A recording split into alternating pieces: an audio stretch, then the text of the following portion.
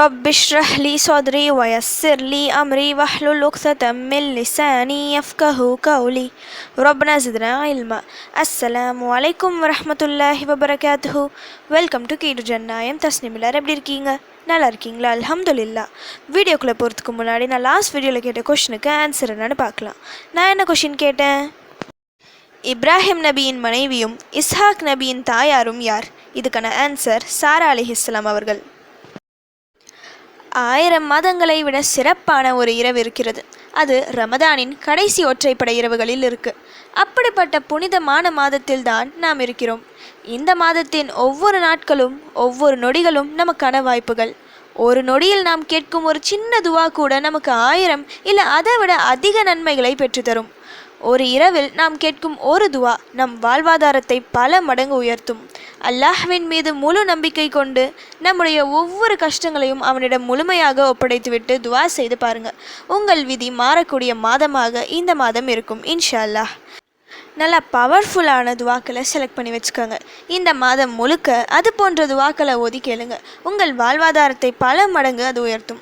அப்படி உங்கள் வாழ்வாதாரத்தை பல மடங்கு உயர்த்தும் ஒரு குட்டி துவாவை தான் இன்றைக்கி நான் சொல்ல போகிறேன். இதை ஓதுவதற்கு என ஒரு முறை இருக்குது. சரியாக அந்த முறைப்படி ஓதினால் கை கண்ட பலன் கிடைக்கும்.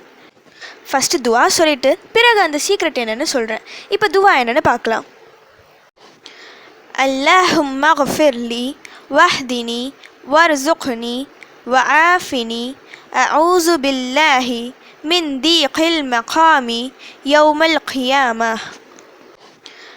அல்லாஹும்ம கஃபிர்லி வஹ்தினி வர்சுக்னி வஆஃபினி அஊஸு பில்லாஹி மின் தீகில் மகாமி யௌமல் கியாமா. சின்ன துவா மன்னிப்பு, நேர்வழி, சிறந்த வாழ்வாதாரம், ஆரோக்கியம், இந்த உலகில் நாம் சந்தோஷமாக வாழ முக்கியமான அனைத்து தேவைகளையும் தந்துவிடும்.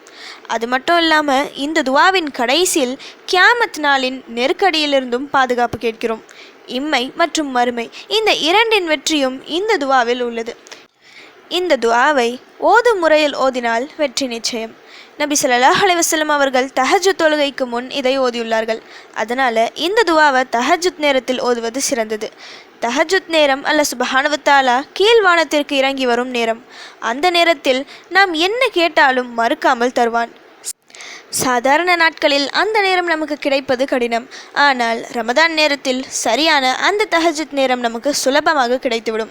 சிரமம் பார்க்காமல் இதை ஓதினால் நிச்சயம் உங்கள் வாழ்வாதாரம் பல மடங்கு உயரும். நபி ஸல்லல்லாஹு அலைஹி வஸல்லம் அவர்கள் இந்த துவாவை 10 முறை ஓதியுள்ளார்கள். அதனால் நாமும் 10 முறை ஓதலாம். சின்ன துவா தான், ஈஸியாக ஓதிடலாம். தஹஜ்ஜுத் தொழுகையின் சஜ்தாவில் ஓதினால் இன்னும் சிறப்பு. சிரமம் பார்க்காமல் இன்று இரவு முதல் இந்த துவாவை எடுத்து ஓதி பாருங்க.